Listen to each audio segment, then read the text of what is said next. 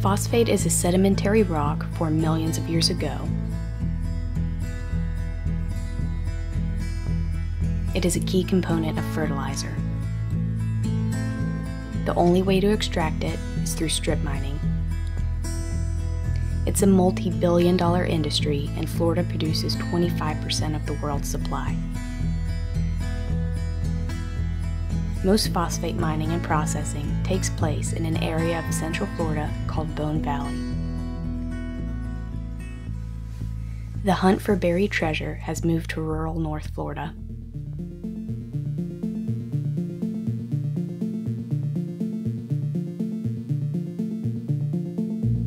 In 2016, a few families, 4 with maybe 1 or 2 other little small investors, came together and formed a company called HPS2 with the intention to mine phosphate straddling the New River in Bradford and Union counties. Of course, a lot of people were very concerned about that and showed up to county commission meetings to try to find out what was going on. I showed up with a long list of questions, and all these years later, I'm still trying to get those questions answered. Phosphate ore is treated with sulfuric acid to produce phosphoric acid, which is used in synthetic fertilizers. A representative from Florida Phosphate Research Institute says the world food production would not meet its demand without phosphate mining. However, for each ton of phosphoric acid produced, 5 tons of radioactive waste is created. Well, phosphate mining is a pretty destructive industry, especially the creation of fertilizer, phosphate fertilizers, leaves a lot of acids and chip stacks and ugly things. I'm telling you, this is a clean operation. Phosphate is a very important element. It's needed by both plants and animals, and we get it in our diet. Mining phosphate is extremely important. In the past has been very damaging to the environment based on the mining processes. Well, I'll call it strip mining. We're going to take the topsoil off, set it aside. We're going to get down to the ore, and the clay is in the ore. So we're going to pull the ore out, and it's going to have sand and clay mixed with it. You have to deal usually with a lot of clay materials. They get suspended in water. You have large, essentially lakes, where the wastewater is pumped, and then the clay settles out over a long period of time. When you get into this matrix, the area that contains the phosphorus, it has to be removed and transported to a facility where some of the impurities are removed, and eventually you get a phosphate rock or phosphate containing concentrate that then can be further processed to make phosphoric acid or individual phosphate products. Processing produces what are called gyp stacks. These are very large hills of waste material that contains primarily calcium sulfate plus other materials, including radioactive elements. Though phosphate is an important resource, mining and processing it carries serious environmental and health hazards. My name's Gary Pittman, and I went to work with Occidental Chemical Company in January 24th, 1972.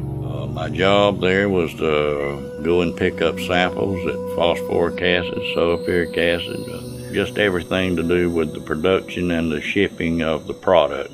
They put me in charge of the purification plant at Swift Creek at White Springs, Florida. And so I worked there until the time that I became too ill to work. When you add sulfuric and pond water and phosphate rock, it gives off fluoride fumes. So you breathing, absorbing, not counting the radiation. We're going to put that on the back burner a while, but this fluoride is what's tearing your lungs up. Once it gets in your lungs, it gets in your bloodstream, it goes to every organ in your body. Well, I'd worked around that stuff my whole life. I even analyzed a lot of it in the lab. I knew some of the stuff was dangerous. When I was putting together that MSDS and I was having some of these earlier problems, I started looking at some of these sheets. But the thing about it was, every one of those chemicals had effects on humans. And I'd been exposed to every one of those for years and years and years and years. Well, finally I was told by the doctors, you know, that the polymyositis, none of that was going to get any better. The COPD, emphysema, all these things are going to get worse before they get better. So I told them about it and tried to get back to work, and, you know, started reading things like Americans with Disabilities Act. You know, my career was over. And, you know, they couldn't understand I still had kids I had to feed, had a rent to pay or a mortgage to pay. Still had to live, you know. And I wasn't the golden boy anymore. I was a butthole to them. But I felt like those plants were mine. I know that's hard to believe, but that's the truth. Damages directly linked to the phosphate industry are not just limited to the mining and processing sites. Negative impacts are far-reaching and may not be apparent for decades. A hydrogeologist put forth a number of opinions and reports of the material that he's looked at, all of which have expressed concerns that the project could cause damage potentially to the aquifer and or to the New River. And we're sitting here just a few feet from Tampa Bay, where Tampa Bay is experiencing a horrific red tide. This red tide started shortly after a massive discharge from the Piney Point phosphate fertilizer facility. Piney Point is across the bay.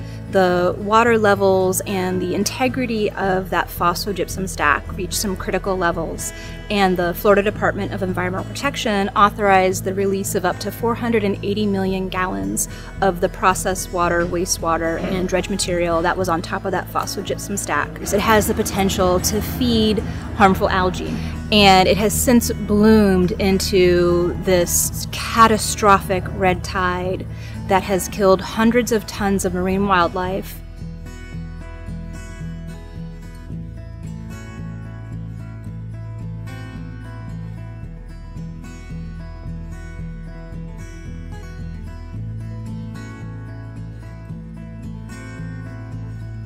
While the Piney Point disaster was uniquely well documented, the failure of that phosphogypsum stack was not unique to phosphogypsum stacks or to that one location. Basically, when they build these stacks, they build them on the ground and stack them up like mountains. Well, that acid permeates down through the grounds, the topsoil, the subsoil, the sand, the clay. It gets to that limestone rock, which all Florida is limestone rock, like a sponge. You take a little cup of phosphoric acid and throw a piece of limestone in it, it's going to bubble and foam and dissolve it. Well, when it reaches that limestone, it eats away slow but sure, till it caves in.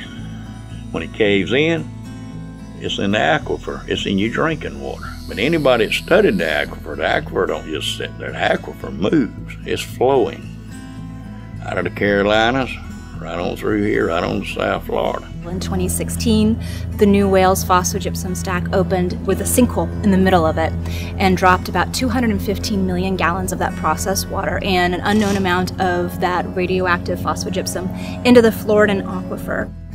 We're not going to contaminate anything. We're not going to contaminate the rivers. We're not going to contaminate the streams. The other impact is actually on the flow of water through what's called the superficial aquifer towards the Santa Fe and the New Rivers.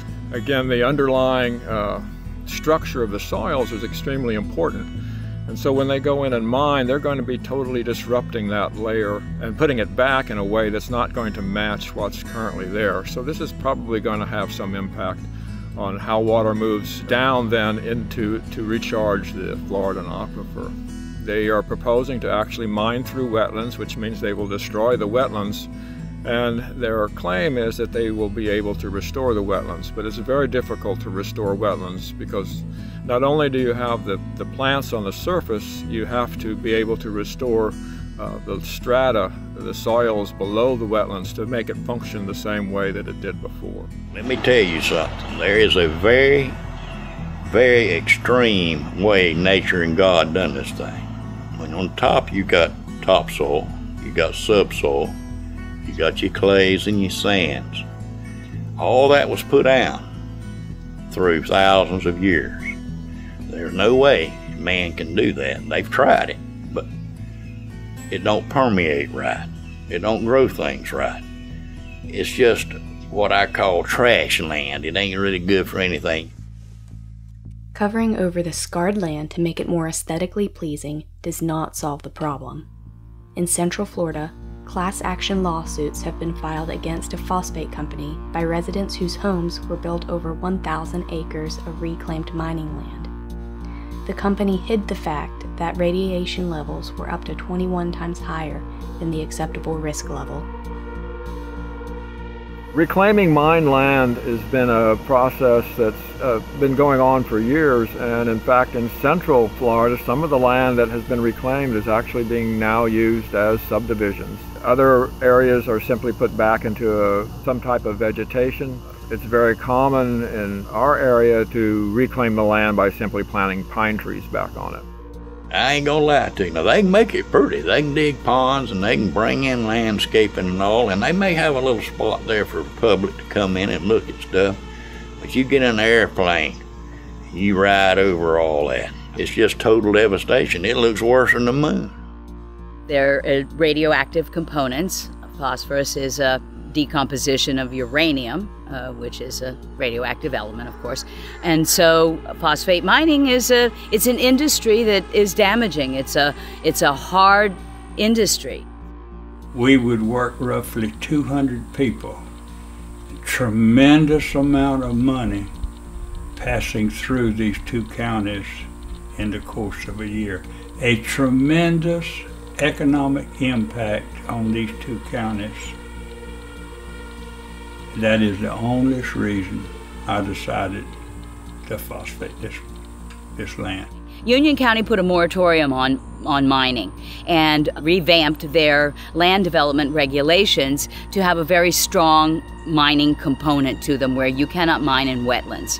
That reduces the amount of land available for mining in Union County. Then HPS sued Union County for putting on the moratorium.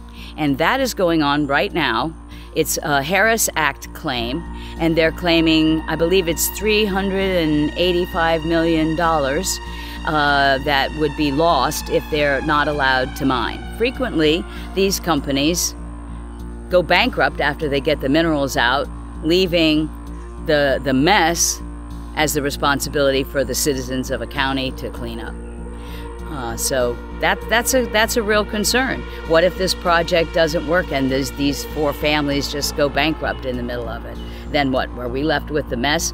When you start to tally up the potential or the proposed benefits of these mines and then do a true accounting of their costs, the short term, the long term, the human, the animal, the plant, the environmental, you start to see that it really tips against having such an intensively destructive industry in a place so environmentally vulnerable.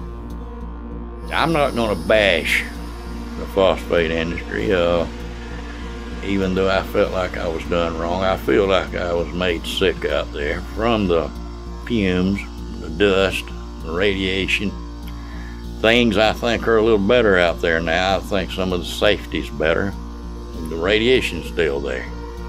The fluoride's still there. And there's so many things that go on out there. The fish kills, the phosphogypsum, the radiation, the dust. It's hard not to, after looking at it after all these years, it's hard to not, more cons than pros as far as the environment and people working. People investing money and make your stock line look better, I guess, maybe so. But for the common man, like I said, I'm trying not to be pro or con, but after talking about this today, I don't see a whole lot of pros myself. I don't, and I'm trying to be honest about it, because I was a company man. What began as a small group of concerned neighbors has grown into a grassroots movement of hundreds of citizens from 5 counties, united to preserve their community. They and local government have stalled mining efforts for the past 5 years. Since HBS2 filed a lawsuit, the county's fate hangs in the balance and will be decided in a court of law. Will this rural community be able to hold on to its small town charm, or will it become another casualty of the phosphate industry?